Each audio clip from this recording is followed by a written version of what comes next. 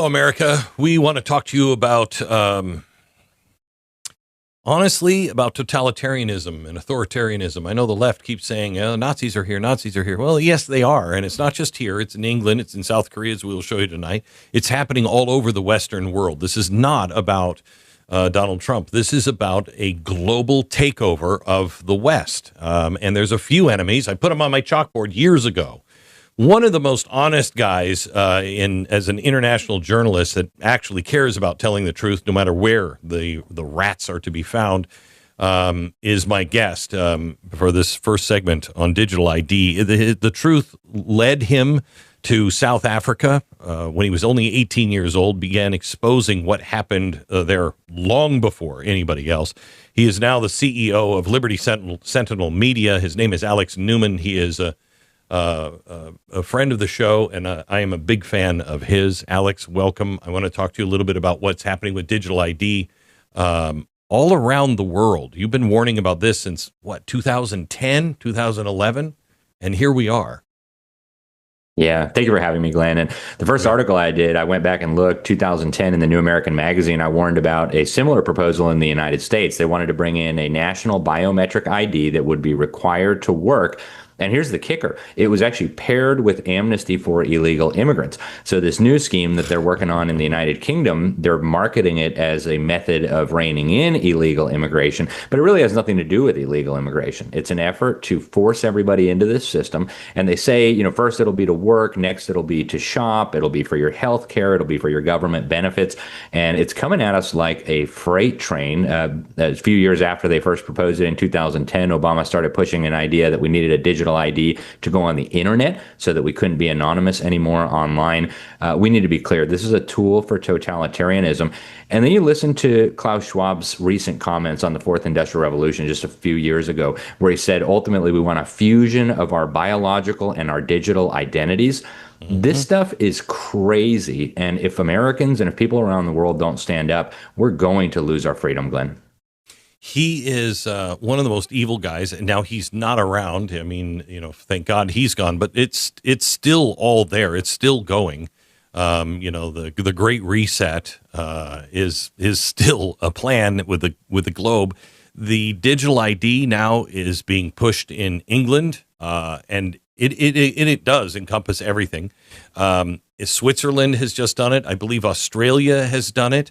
And it started earlier in India, if I'm not mistaken. They were the first to go really deep into this, and it was a disaster. Can you tell me what happened when they launched that?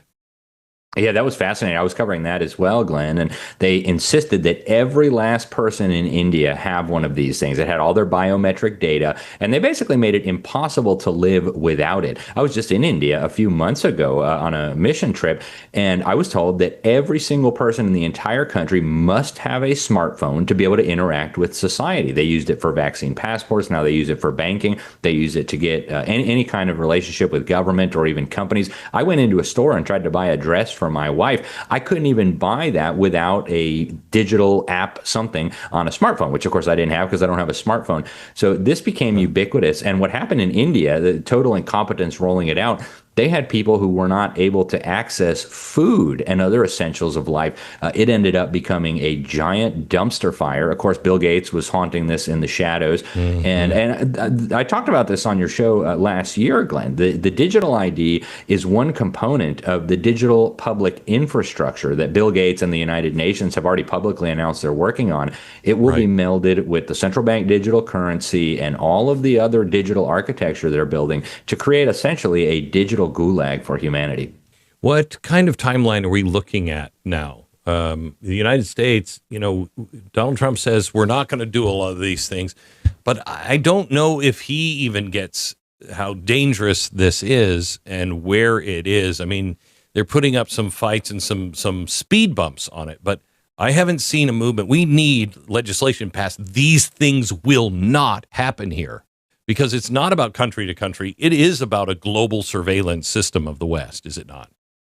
It absolutely is, Glenn. I couldn't agree with you more. And you're right. I don't think Donald Trump is going to bring in a digital ID, but we are seeing now stepped up enforcement of something called the Real ID, which is really the federal government's first significant attempt to build a national identification system. And it's been on the books going all the way back to in the aftermath of September 11th. But a lot of states said we're not going to participate. They refused to issue Real IDs. Now they're requiring it to be able to get on airplanes and do a number of other things. Oh, yeah. So this is the groundwork for it. And you're right. We need legislation that spells out in clear language, this is not going to happen in America. The federal government doesn't have that authority. We're not doing it. I have 80 seconds. Tell Americans what it's like if they don't stand up against this right now. What's coming? It will end up in total control of every facet of your life. They're already bringing in the social credit score that they pioneered in China. They're pairing it with the digital currencies, and they want to make it so that they will track your carbon footprint. They will track your attitudes and your opinions online. They will track everything that you buy to determine whether you're making appropriate choices. They will track where you're tithing, what church you're tithing at, what organizations and ministries you're giving to. It will create a dossier, a comprehensive dossier on every American, which will, of course, be processed through artificial intelligence. And if we don't stop it, it will culminate in exactly what Klaus describes in his book on the Fourth Industrial Revolution, a fusion of our biological and our digital identities that will be impossible to escape from. So I urge Americans in the strongest possible terms, take this threat seriously. It's not going to happen tomorrow, but it's coming down the pike, and we must say no. Yeah, you know, when you say things like it's not coming tomorrow, to people my age, that's like, oh, okay, so we have time. No, you mean it's not literally coming tomorrow, but right. It's already here in huge Western nations, and it will come, you know, either by disguise under Donald Trump without them really understanding the eggs that are being laid, or it comes right after they leave office. But it is very dangerous. Thank you so much, Alex. We'll talk again. Talk on the radio. God bless. Thank you, Glenn.